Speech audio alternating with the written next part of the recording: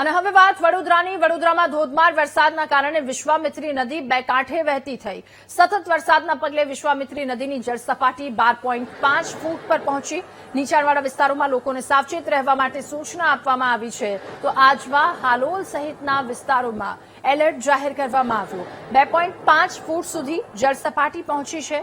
ત્યારે નીચાણવાળા વિસ્તારો કે જેના લોકોને સાવચેત રહેવા માટે સૂચના આપવામાં આવી. અલગ અલગ વિસ્તારો આજવા, હાલોલ સહિતના વિસ્તારોમાં એલર્ટ જાહેર કરાયું છે.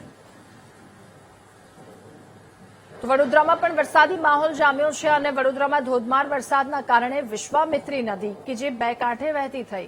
સતત વરસાદના પગલે વિશ્વામિત્રી નદીની જળસપાટી 12.5 ફૂટ પર પહોંચી છે. લોકોને સતર્ક રહેવા સૂચના અપાઈ.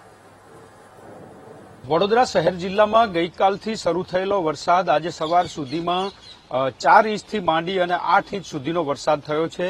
આ વરસાદના પગલે નદી નાળામાં નવા નીરની આવક શરૂઆત થઈ છે. અત્યારે અમે વિશ્વામિત્રી નદી ઉપર ઉભા છીએ, કાલાઘોડા સર્કલ પાસે, અને અહીંયા વિશ્વામિત્રી નદી 12.5 ફૂટના લેવલે બે કાંઠે વહેતી થઈ છે. આ નવું પાણી વિશ્વામિત્રી નદીમાં આવ્યું છે ને એના કારણે નદી બે કાંઠે વહેતી થઈ છે. જે રીતે નદીની સાફ સફાઈ થઈ અને આ જે સારો વરસાદ પડ્યો છે એના કારણે વિશ્વામિત્રી નદી છે અત્યારે બે કાંઠે વહેતી થઈ છે અને 12.5 ફૂટના લેવલે અત્યારે વિશ્વામિત્રી નદીનું પાણી છે એ વહી રહ્યું છે. વિશ્વામિત્રી નદીનું જે ભયજનક સપાટી છે એ જે 23 ફૂટ છે અને અત્યારે હાલ 12.5 ફૂટના લેવલે અત્યારે વિશ્વામિત્રી નદી વહી રહી છે. જો આજવા, વાઘોડિયા અને પાવાગઢ સાઈડનું પાણીનો વધારે આવક થાય તો વિશ્વામિત્રી નદીની જે લેવલ છે વધી શકે એવી શક્યતા છે. અત્યારે હાલ તો વિશ્વામિત્રી નદી બે કાંઠે વહેતી થઈ છે.